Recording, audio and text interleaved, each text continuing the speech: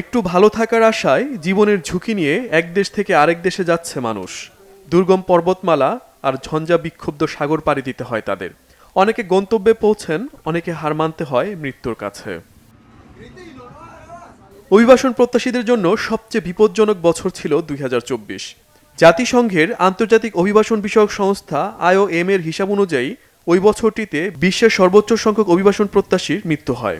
সংখ্যাটি প্রায় ৯,০০০ ছুঁই ছুঁই। ২০২৩ সালের তুলনায় ২০২৪-এ প্রাণহানির সংখ্যা ২০০ জন বেশি। IOM এর মিসিং মাইগ্রেন্ট প্রজেক্ট অনুসারে ২০২৪ সালে শুধু এশিয়া মহাদেশেই কমপক্ষে ২,৭৭৮ জন অভিবাসন প্রত্যাশী মারা যায়।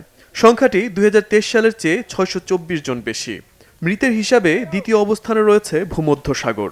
২,৪৫২ জন অভিবাসন প্রত্যাশীর মৃত্যু হয় ভূমধ্যসাগরীয় অঞ্চলে।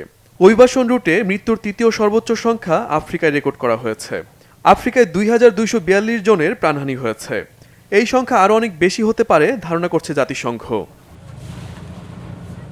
IOM ২০১৪ সাল থেকে অভিবাসন প্রত্যাশীর মৃত্যুর হিসাব রেখে আসছে। সেই হিসেবে এখন পর্যন্ত ৭৪,০০০-এর বেশি অভিবাসী মারা গেছে বা নিখোঁজ রয়েছে। Shahid Arafat, Bangla Vision, news desk.